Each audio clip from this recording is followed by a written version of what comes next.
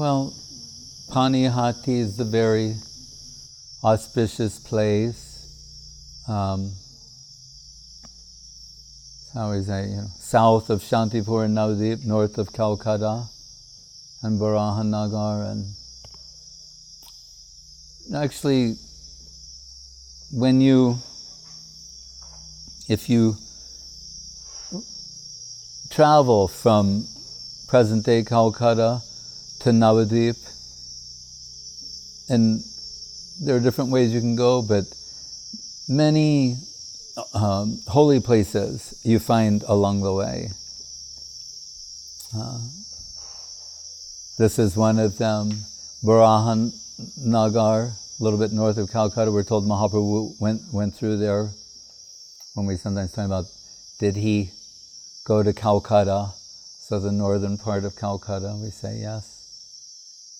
So Panihati is famous in different ways. We know that previously, some months back, we celebrated the Chiradoi festival when Raghunath Das Goswami meets Nityananda Prabhu there, and with Raghava Pandit, and they make a big festival, and it's taken there that he gets the mercy of Nityananda Prabhu. Das Goswami is always trying to extricate himself from family life. One of the things, Sri, Indra Aiswarja, Sri Apsara had the wealth of Indra, and a wife as beautiful as an Apsara, means like heavenly courtesan. So there, Nityananda Prabhu, he describes it as punishment, that he's going to punish Das Goswami.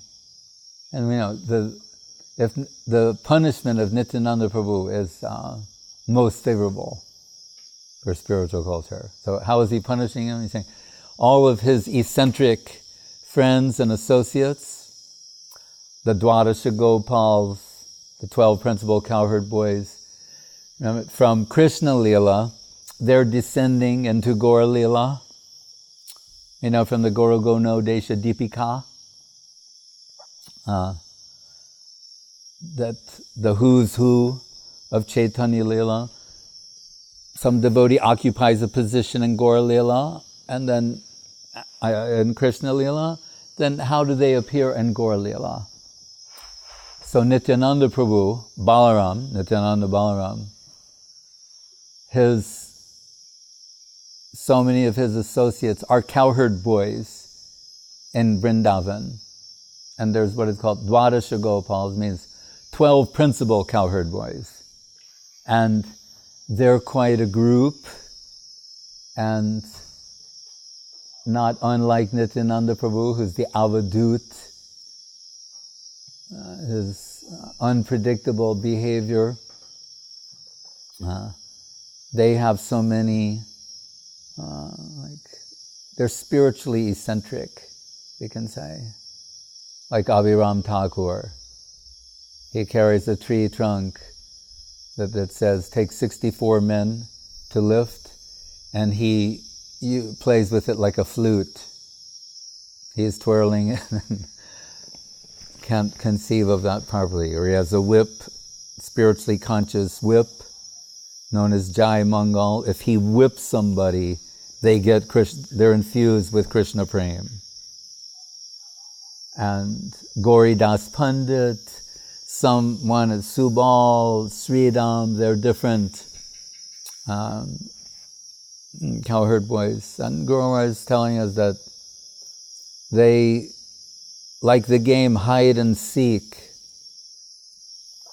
when they descend into the Gaur Lila, it's not like everyone knows who everyone is and where they are, but it's like hide and seek, they're hidden. And the way they recognize one another is by observing certain spiritual tendencies. Then they realize, oh, who you are. And it brings a lot of happiness to them. We're told even, it's Yogamaya. If we study Vishwanath's commentary in the 10th canto, he'll give great detail how Yogamaya is sometimes making Krishna forget things and others so that it can enhance the pastimes. Just like our friend Stanislavski and his namesake and the Russian guru of acting, that's Stanislavski, his disciple. He's saying you can become so absorbed in playing a part that you lose your own identity and totally identify with that role. So that, not that you'll think you're acting or playing a part, you will have become that person. You will feel that, like an epiphany. Where so much identification with the character that you transform into the character. Like that. So, these devotees, I mean, these are crude examples, but they help us to a certain degree understand. When they descend here, I was in Nityananda Prabhu. How can Nityananda, Balaram, not know who is Nimai Pandit? How is that possible? It is possible in the pastimes. So, when Mahaprabhu tells his devotees, what is it? He has a dream about seeing him on the chariot? No, I'm talking about that's another thing. This is the dream. Mahaprabhu thinks Nityananda's coming. Because Nityananda, he's Nityananda Prabhu, he goes on pilgrimage to different holy places in anticipation of his pastimes with Gauranga, with Nimai Pandit. He's waiting for Nimai Pandit, that the cycle of his Navadvip pastimes. So it's a certain entry point for Nityananda Prabhu. And to pass his time with pastimes, he's visiting South India, Vrindavan. We're told in Vrindavan, he finds the places where Krishna and Balaram used to play. And that is, he's devastated with ecstasy, finding out Nanda Bhavan. And I'm told, like Chernobyl, some nuclear event took place there. How long ago was that? 30 years? 1996. All right, so 20 years, around 20 years ago. And things will grow and different things will happen. But if someone goes with a Geiger counter or something that can detect nuclear radiation, they'll see, oh, this place is rich. It's full of radiation. It's just an example. Because the fact that there's tourists who go there now. It's a tourist. This is Kali Yuga, right? Instead of going to a holy place, let's go to Chernobyl and look at melted, stone. Whereas you could see stone melted from the touch of the feet of Krishna, or you want to, Kali Yuga. But anyway, in my example, those who have the instruments, they can see, some nuclear event took place here, very powerful nuclear event took place here, and it's still radiating from that time. So again, these are crude examples, but they help us understand something. So we sing every day, twice a day, Radha Krishna Nitya Lila Korilo Prakash. That these pastimes, they're nitya, means eternal, but nitya also means circular. Just as a circle is eternal in that sense. It has no beginning, middle, or end. It's any place is the begin. Every place, as Guru Maharaj says, quoting, what was he quoting? I think he's quoting Descartes, actually, by saying, everywhere center, nowhere circumference. Right? So, yeah, something called Ponce. Nicholas? Oh, from Kuza. Yeah, so there's different people this quote is attributed to, but the point is everywhere center, nowhere circumference. That's the infinite. So these pastimes, Nitya Lila, they're going on like that. So Mahaprabhu can sense so Nityananda Prabhu, although they're eternal and can be seen from another point of view, to find Vrindavan roughly 5,000 years later, objectively looking different. This is the point that I wanted to make. From an objective point of view, it looks different. And we're riveted to objective verification. Right? When they show Kaliyahrad in Vrindavan, the lake, and there's no water there, and it's just sands now, and then there's some tree, and someone say, this is the tree from which Krishna leapt into the Kaliya lake and danced on Kaliya's hand. And someone go, is that the original tree? And I say, this is the neem tree, and is that the original one? Guru Maharaj has answered this. He said, the Jagannath deity is changed every 12 years. Is it Jagannath? Every 12 years they take that deity and they put it, is that Jagannath? Is the other, which one is Jagannath? When Gauridas Pandit, to stay in this zone, Gauridas Pandit, remember he's Subal Saka. That means the top, what do you call it? The Parma Presta, Priyanarma, the top of the cowherd boys. So, Gaur Nitai, Krishna and Balaram are at his place and Champahati. And it's time for them to go, and he can't bear the separation. So they arrange for deities of Gaur Nitai. They say, there will be the deities of Gaur Nitai. Then Gaur Nitai, they start to leave, and he said, no, I can't, this is unacceptable to me. And they explained to him, saying, well, the deity, like Sakshad Brajendranandana Hari, right? What's the other sloka? Deha Dehi Vedo Yamnesware Vidite Kochit. The deity is identical, non-different than Krishna, non-different than the Lord. Then Gauridas Pandit says, okay, then why don't we do this? The two of you stay, and the deities, they go. You say, by your own admission, they're non-different. So let's just do it. The two of you will stay here, and those deities, they go. And then they tell them, as you wish.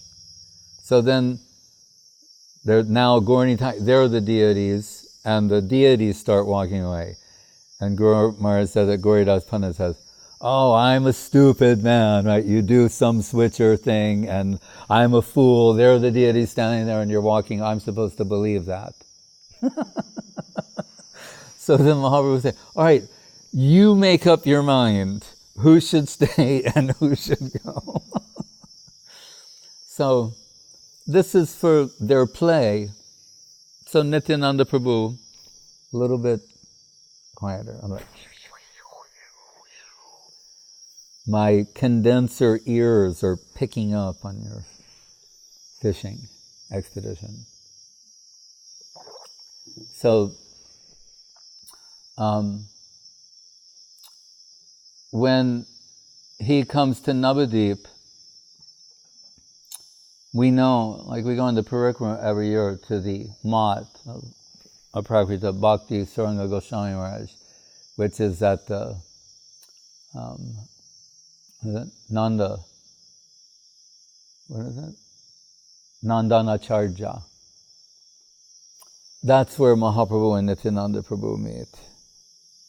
And Nityananda, Mahaprabhu is so beautiful. Remember, this is Krishna. Remember, he's singing the Arati song. Shama Gopara. He is, what does it say? Ektanu, Radha, Krishna, Ektanu, in one form. Now Radha and Krishna have been combined. They say, Yam Shama Sundaram Achintra Gunas Rupam. That Krishna is inconceivably beautiful.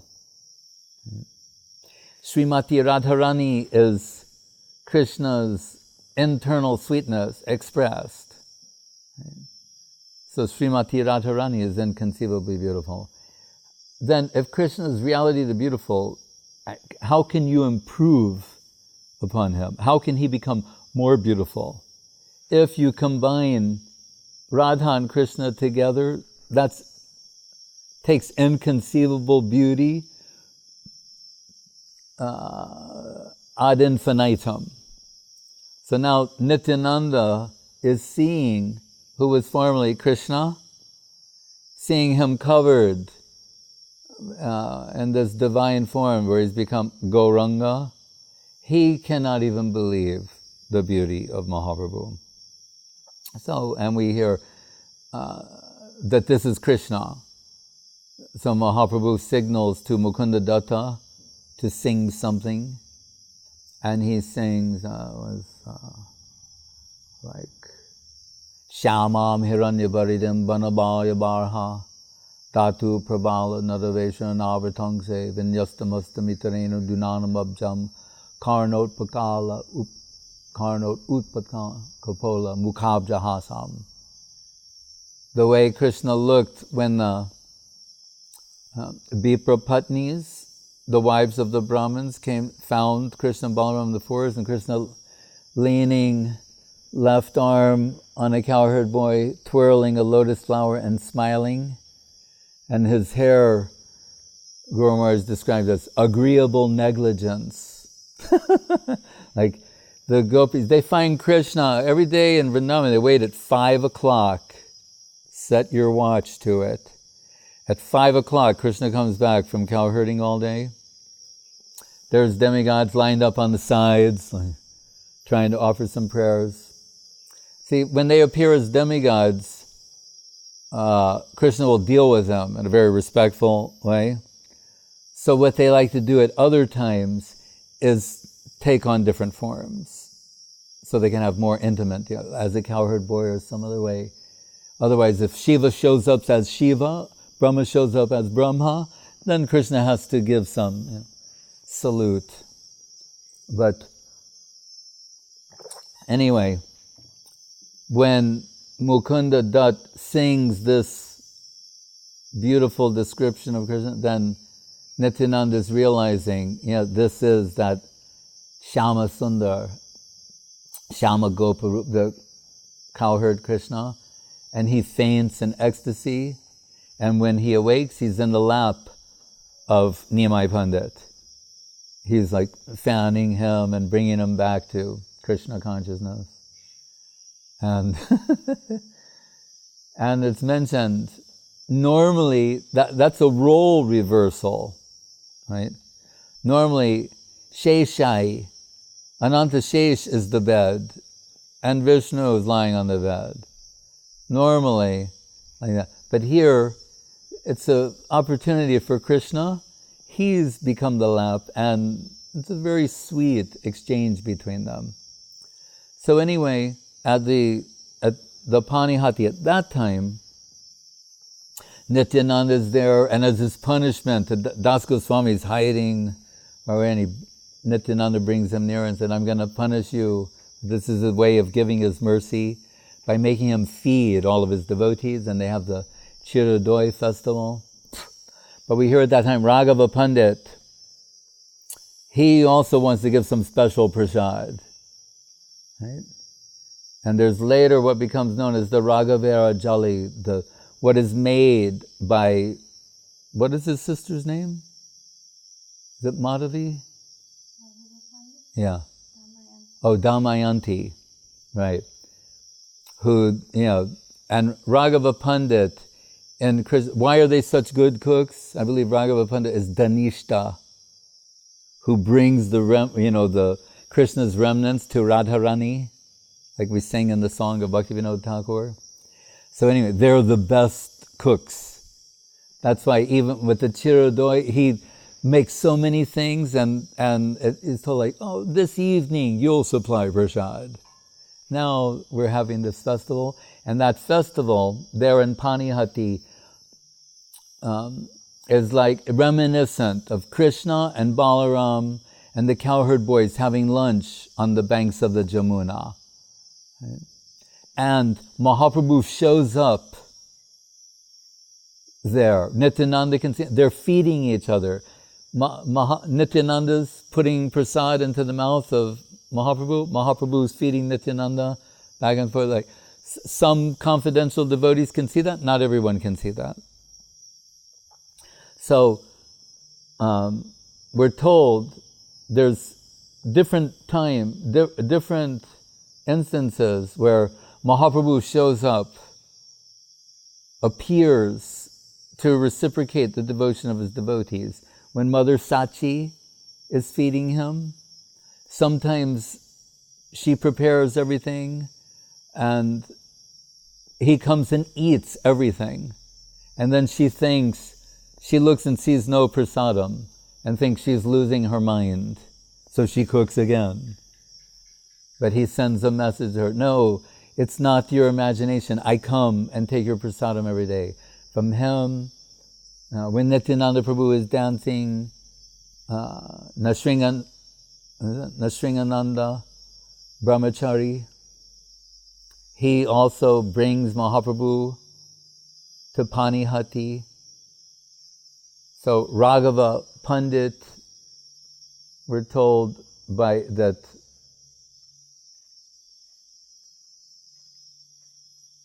Hare Krishna. Anyway, these different devotees, they bring Mahaprabhu by their devotion. So, repeatedly this divine place is showing up in the pastimes of Mahaprabhu, how wonderful and auspicious it is, and it's celebrated by all the devotees. There's a little town nearby called Tribeni. It means where three rivers meet. And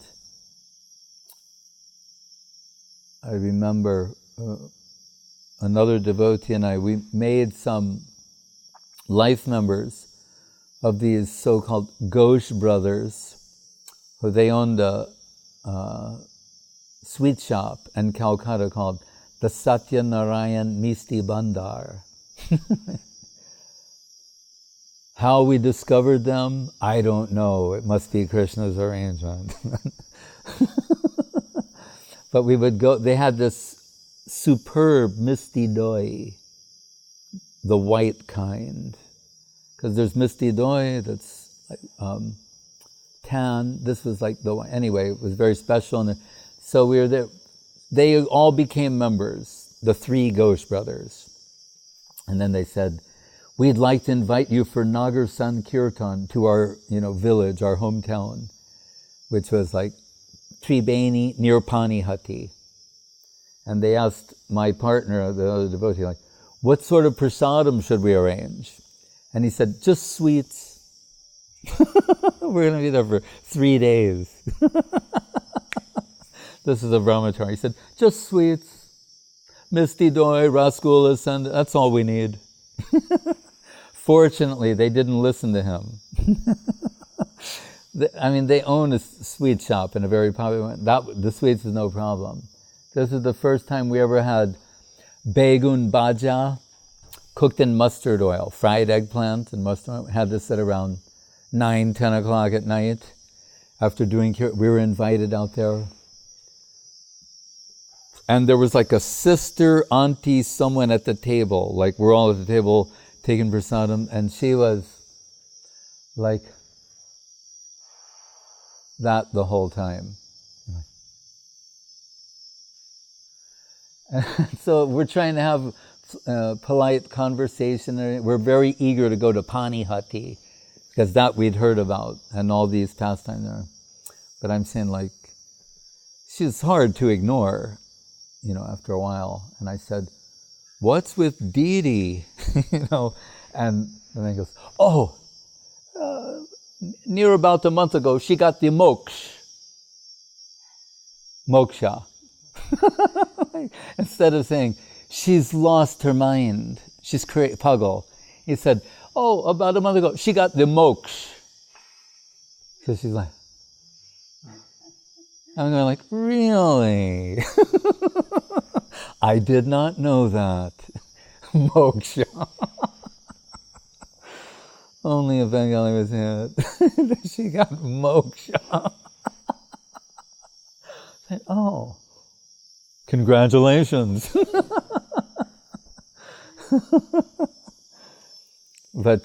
And when we ate so much that night of the begun bhaja and the everything they served was so wonderful, and then all the sweets and everything. Very difficult to get up the next morning, and they wanted to wake us up to do Nagar Sankirtan, at like 5 a.m. And they'd open the door, and my friend with me, he would go, as soon as they open the door and turn the light, he like does Dandavan, he goes, Jayate Janani Vasudevaki Janmavaro Yarubaro. He starts chanting that sloka from the 87th chapter, Bhagavatam, prayers that are personified Veda, and they're like, they shut the door and like go back, and then everyone just like goes back to sleep. They come back and open the door, and he goes, Jayate Janani Vasudevaki. And they're starting to think, how many times is he going to do this before he actually gets up? But anyway, if you get the opportunity to spend any time in Bengal, you'll be surprised. Every step along the way is some holy place, pretty much. Right? So that's what I recall about Panihati. Any other question? Did I leave something out? Yeah. Idea of Radha, like Jiva Goswami's temple, Radha temple, yeah. Jiva Goswami and Vrindavan. But as we can see, our imperfect senses, Damodar is related with Vatsalya ras, not with Madhurya ras.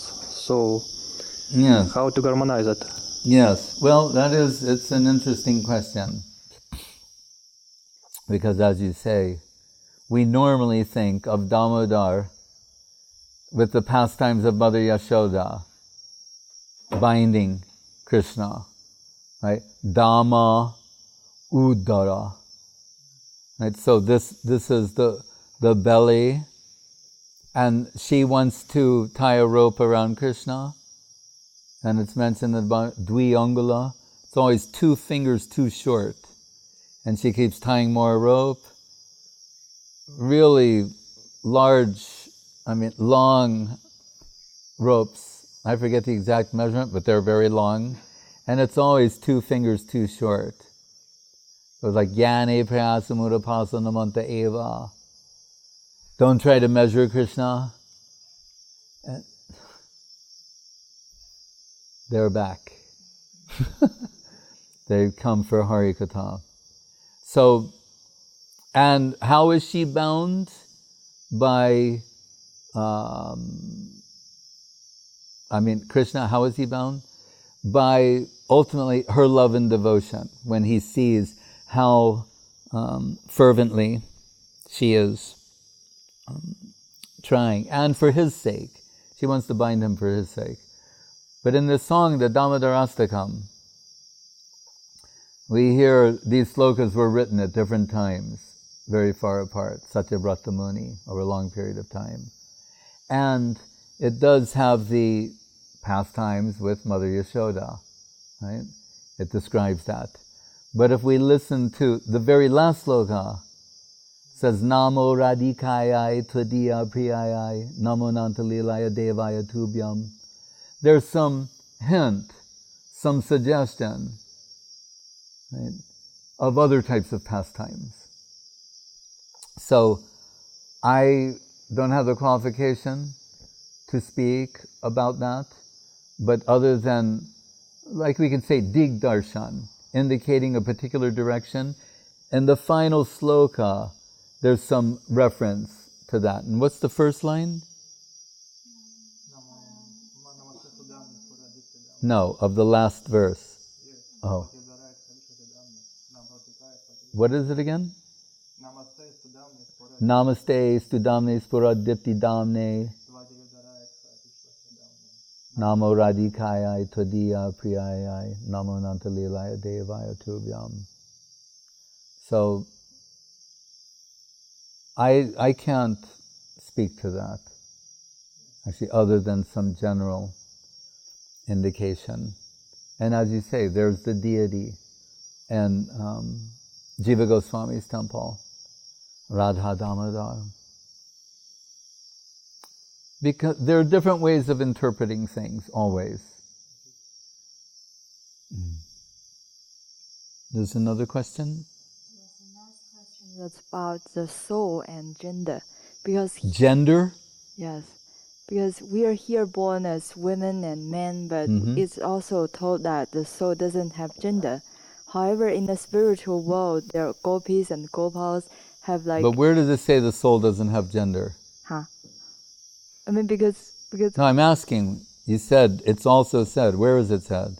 Maybe we just heard randomly from somewhere. Right, because what do we say the soul? We say Jiva Shakti, right? When we're talking about the soul, Jiva Shakti. Is Shakti male or female? What is it? It's female. Shakti is female. So Jiva Shakti here taking and also appearing male and female forms, swarups, in the spiritual world. So what's the problem? What's the question, I mean? Okay, there are also like why women are not considered to be the appropriate to study scriptures, and also they have a lower birth. You have to ask, therefore. No. Because women are said... Well, not modern women.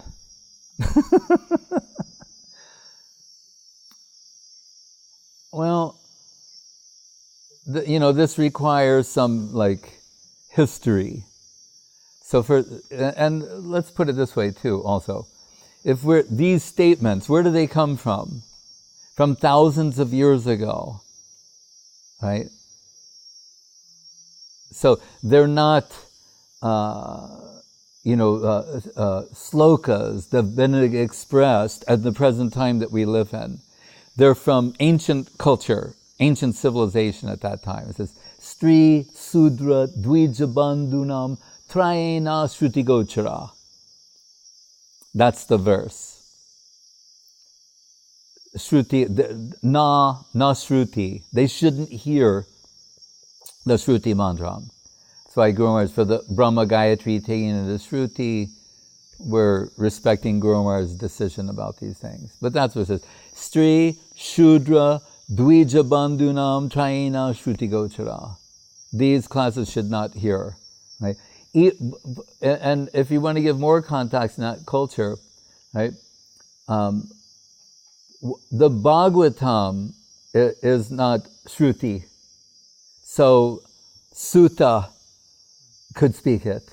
Otherwise, a Sutta Goswami, Ramaharshan Sutta, this kind of thing, they can't speak Veda either. Right? So it's not just women. They're in those who are included. So within that culture, it has to do with qualifications. So even many groups of men in that culture are also not to hear Shruti mantra and vibrate Shruti mantra. Right? Guru Maharaj was asked once, he was giving a lecture in Dhaka, which is now Bangladesh, and it was at a university there. And there's so many students that come. There's one Muslim man in the audience too, maybe more than one, but he's like listening and everything. And it's time for questions, and he says to Guru Maharaj, "You say Ramachandra is perfect, and yeah." Then why did he behead this Shudraka? For no apparent reason. Why? So, and as part of the pastimes of Ramachandra, and Guru Maharaj gave an answer. He said, "What is the meaning of Shudra?" I know, we heard this from Prabhupada a long time ago. He said, "One who wails," that's what it means. Or one who laments, who's like overwhelmed, crying out, wailing with lamentation. That's actually one of the definitions of Shudra. So Guru Maharaj began his explanation. And then he said, so who will have to wail, cry out with this type of intense lamentation? One who accepts this world as all in all will have to lament, right? And wail like that. One who accepts this world as all in all. So Brahmins, by their nature, we say, Namo Brahmanya Devaya Go Brahmana Hitaya Cha Jagaditaya Krishnaya Govindaya Namo Namaha. It's interesting to note, Krishna likes Brahmins for some reason. Right? We know he likes the cows, this, that, and the, but he has some special, it's interesting. Brahmin is a mundane designation, but Krishna likes them. Why? Because what other people are having a hard time getting their heads around, Brahmins, it's like in their DNA. Brahma, they get spiritual culture intuitively. They're hardwired for it. They're born and bred that way. And we say, in Kali Yuga, everything's topsy-turvy. That's another thing. But Brahmins, why have they appeared in this part of the Varnashram culture? Because Chatur Varnam Mayasristam Guna Karma Vibhagasaha. Because they have certain qualities and tendencies. And their quality and tendency is towards spiritual culture. Exclusive spiritual culture. Why Brahmins do not have an occupation and never a salary? They're maintained because they're aloof to the mundane, and and we've seen even in modern times. Guru Maharaj comes from such a Brahmin family. Gurudev, just natural spiritual qualifications. Right? Anyway, so now the Shudra is forbidden to engage in austerities.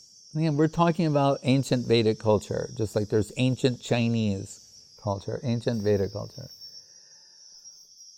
Why? Guru Maharaj explained. Because if an unqualified person performs austerities, he will gain some power from that. And then it will be abused. And that will create a disturbance for society and for the person himself in terms of karmic reactions. Right? So, Guru Maharaj told him, he said, Ramachandra nipped it in the bud by beheading the Shudraka. So in other words, just we see Hiranyakashipu created havoc as a result of his performing austerities. And we see it in the modern world too. I don't want to get too specific about it. But when unqualified people achieve certain types of powers, they make life hellish for other people, and also there's future suffering for themselves. So, what is Kunti's prayer? Tatak paramahansanam muninam atmalatmanam bhakti yoga vidanartam katam pasyema histriya. She says, really, she's praising Krishna, you are tatak paramahansanam muninam atmalatmanam. Really, you're meant for the paramahansas and the great munis, and Bhakti Yoga Vedanartam Katam Pasyema history. And what can we women understand or know? That's her posing.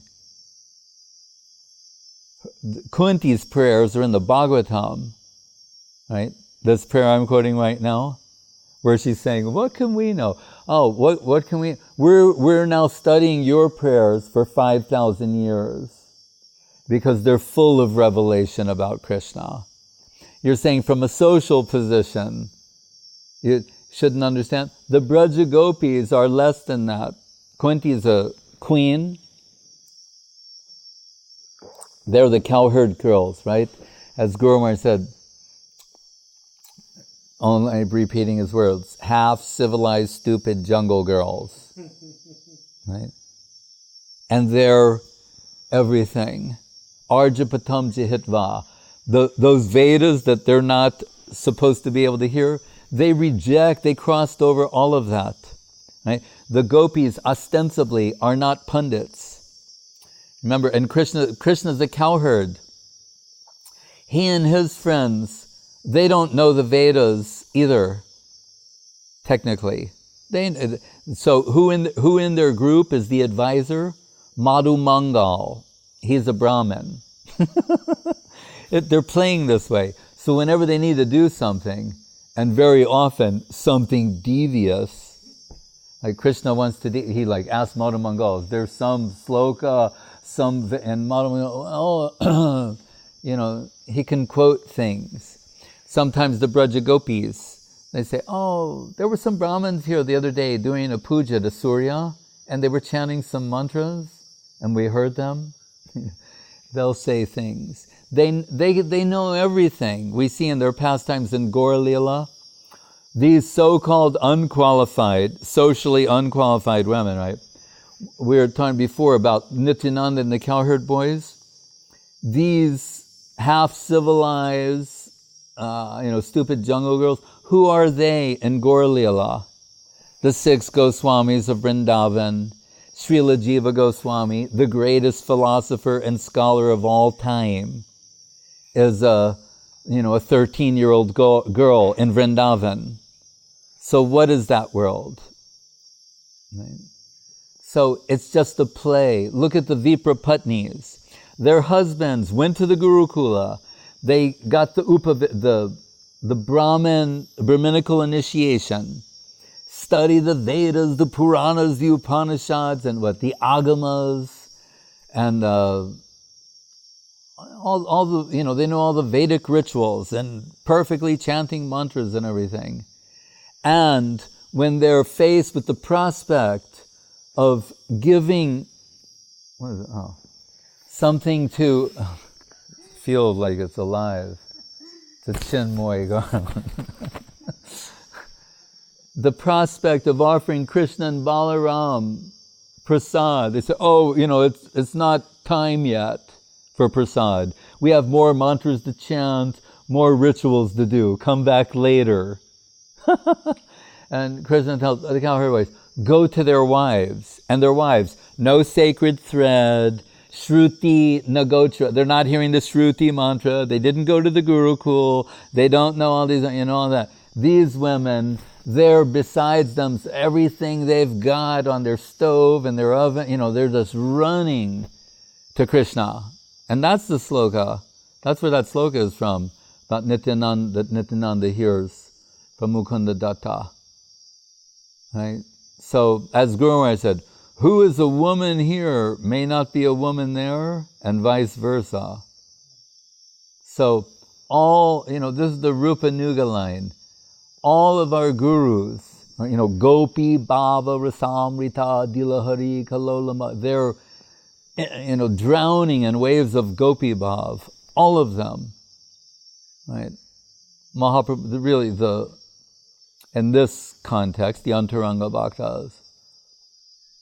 Ramananda Roy, Vishaka, Swarup Damodar, Lalita, the 6 Goswamis, right? Gadadhar Pandit, Radharani herself. So, if, we know enough about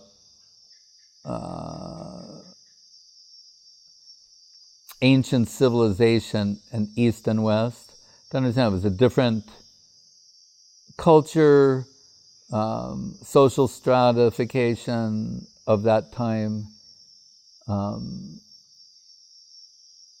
It's more or less a distant memory at this point. So,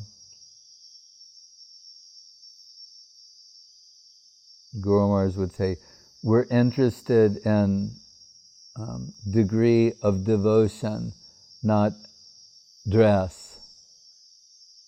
Whether someone wearing, saffron, or someone wearing a sari, or a saffron sari, for that matter.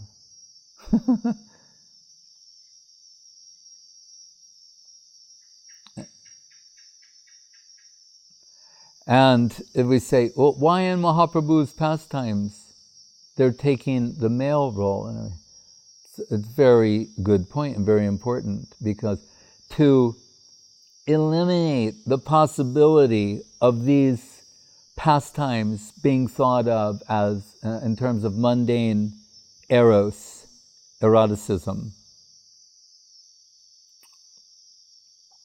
as some Gauranga Nagaris are apt to do, they try and impose the Krishna Purusha, enjoyer position on Nimai Pandit. And we're told he has no erotic pastimes. Even with Vishnu, Lakshmi Priya, Vishnu Priya, there are none. And Prabhupada said once, he never joked with any woman. Only one time, the only joke we know of with the lady, Sachi Mata was looking for something and couldn't find it. And Nimai Pandit said, maybe Vishnu Priya took it.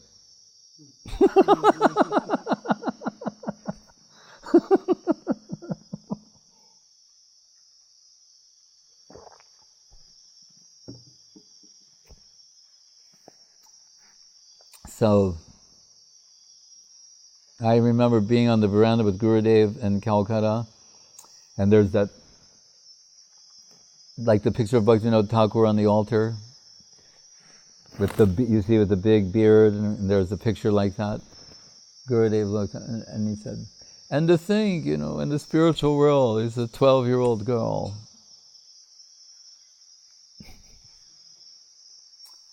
So,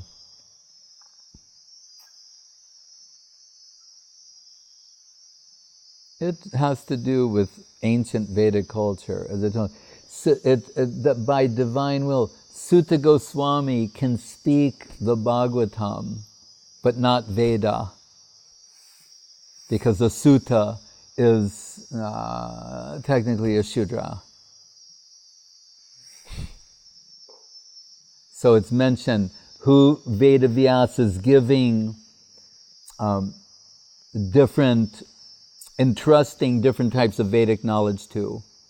Right? Vishampayana Rishi, who else? Jaimini, some others. He gives different, who are qualified to represent that type of knowledge. That's what it has to do with. This is not like, we think of knowledge as information. It's not just a data transfer. Certain types of knowledge require certain types of qualifications to receive that, to imbibe that from another.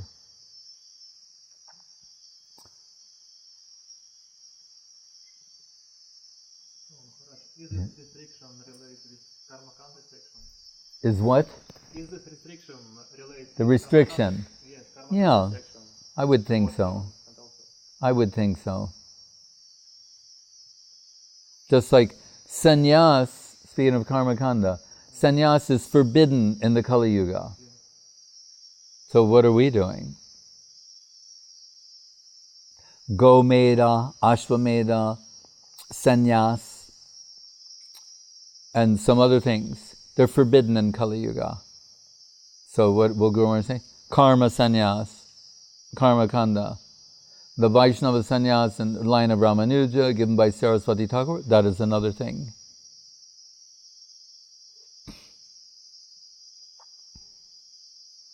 But the male-female principle is so, remember, this is what is binding us to material existence.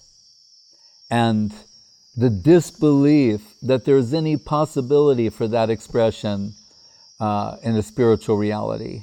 That's why we're in material existence.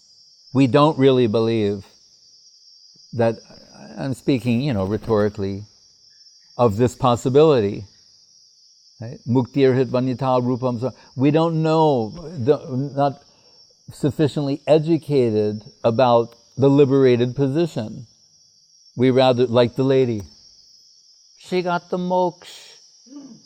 We're thinking that's when you're sitting there staring out into space, with some abstract realization of whatever.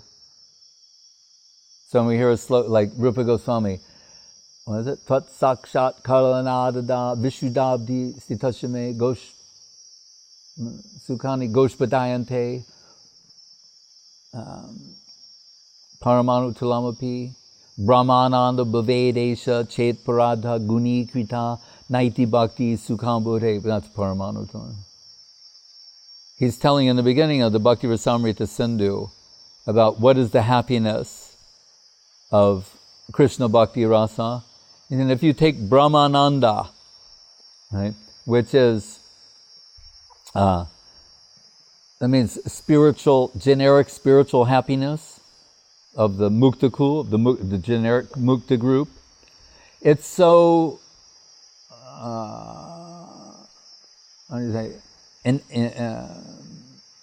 absorbing or, overwhelming and filling one full of happiness, that sex pleasure, which is generally considered the most mundane pleasure, is of no interest to such personalities. They have no interest in it. That's just Brahmananda. Right? And Rupa Goswami said, if you take that Brahmananda, that pleasure, right, they're already experiencing something millions of times greater than the highest mundane pleasure. Right? So they have no interest in that. Rupa Goswami says, if you take that and multiply it 1 trillion-fold, it won't be equivalent to an atomic fraction of the pleasure of bhakti rasa. But we don't believe that. It's the most incredible advertisement you could have, we should at least think, how can he say that? Oh, sure, it must be good, but that good? Then it's the aparad of our imagination. We don't understand who is Krishna, what actually is love, what actually is pleasure. We have such a miserly notion of these things.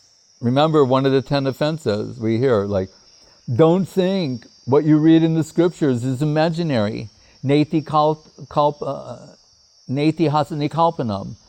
It's not historical in the mundane sense, neither is it imaginary. And it's not hyperbole. Right? When, Rupa Goswami, when Maharaj says, tell that sloka you wrote that makes everyone happy. And who's there? Haridas Thakur, the Namacharya, and others. And he says, Tunde Tandavini Ritim Bitanute Tundavali Labdiye. I need to see that clock.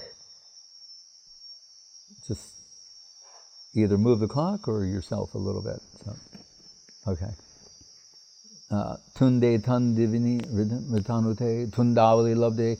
Karna Kroda Kadambini Gatayate. Karnar Bhute Vyaspiham. What is chanting Krishna Nam according to Rupa Goswami? And it's one of the people in his plays. Is it Purnamasi? Huh? Anyway, it may be. It says, when I hear the name of Krishna, and this is talking about one name, Krishneti Varna Dvayi, just Krishna, one Krishna. Really, when you really hear it, like Guru Maharaj will say to tell us, try and key us in to this. What is the voltage in the Krishna name of Yashoda when she takes the name of Krishna? The voltage. Like here, they were working on some voltage before, Ramakanta and Jananivas. And we know sometimes when you go to a voltage box and you see lightning bolts, it's kind of universal icon, I think. Lightning bolts, and it says high voltage. You know, they're like warning, and I remember a Kenshin Maharaj, who's like a master builder. He can build anything, but he won't touch electricity. He'd always call an electrician for that. Showing, right, humility. So, what is the voltage of the Krishna Nam of Mother Yashoda? What is the voltage in the Krishna Nam of Srimati Radharani? Inconceivable, right? But we can understand. Beyond powerful. Right? So, Rupa Goswami is saying that real Krishna Nam is so tasteful, that one tongue is insufficient. One will desire millions of tongues to taste the sweetness of Krishna Nam. And how beautiful does it sound? That 2 ears are insufficient. One will desire to have 10 million ears to catch all the sweetness. So back to the Namaparat. Not hyperbole, not imagination. When Haridas Thakur, the Namacharya, heard this sloka, right, and he's heard everything, right? He knows all the holy name slokas. He's Haridas Thakur, right? He loved hearing this so much. It made Haridas Thakur happy, Mahaprabhu, Swarup Damodar, everyone there. They're all so happy to hear this expression from Rupa Goswami. Hare Krishna.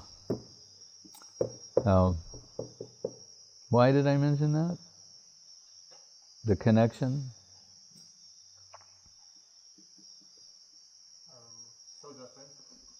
Yeah, but we're talking about Shruti, not hearing, Shruti, and no. Right.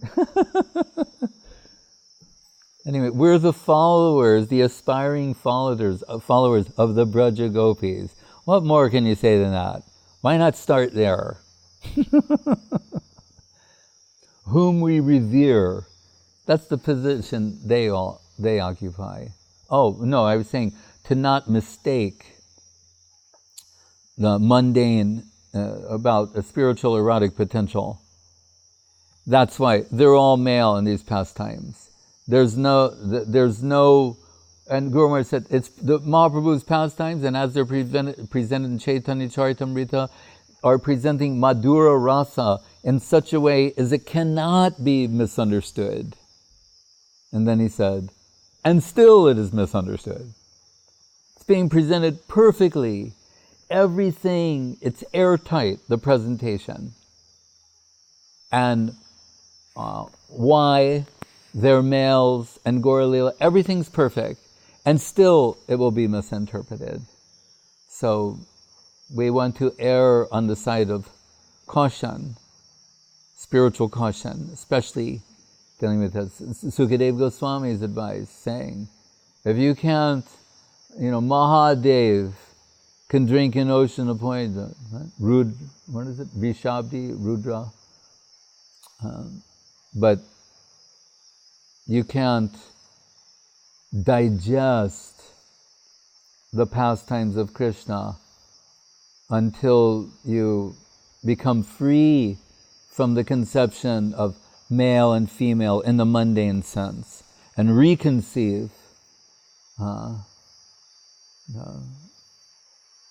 Swarup Shakti, Hladini Shakti, spiritual concepts of gender and identity. Hare Krishna.